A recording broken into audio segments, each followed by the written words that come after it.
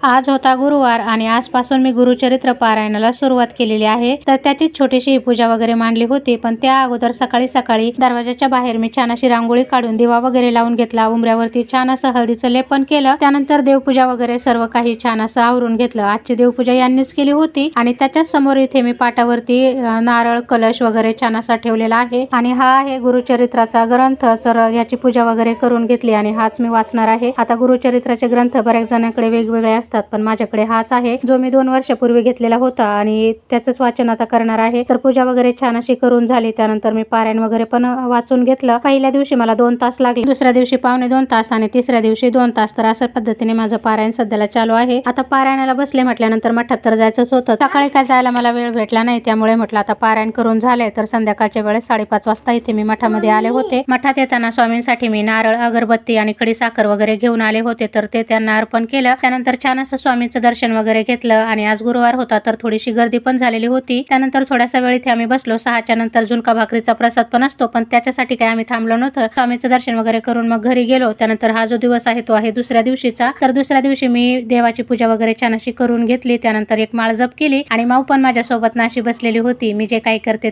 ते करत होती। त्यानंतर ग्रंथ वगैरे वाचायला घेतला आणि छान असं दुसऱ्या दिवशीचं पण पारायण माझं झालं। खरं तर मला दत्त जयंतीच्या वेळेस पारायणाला बसायचं होतं, पण त्यावेळेस काय मठात पारायण नव्हतं आणि घरी करायला पण वेळ नव्हता, कारण मुलांच्या शाळा सुरू होत्या आणि त्यांना शाळेत नेऊन सोडा घ्यायला जा यातच माझा वेळ जात होता। आता ख्रिसमसची सुट्टी आहे त्यामुळे मला वेळ पण होता, म्हणून मी पारायणाला बसले। व्हिडिओ आवडला असेल तर नक्की व्हिडिओला लाईक, चॅनलला सबस्क्राईब करून ठेवा। बाय. श्री स्वामी समर्थ।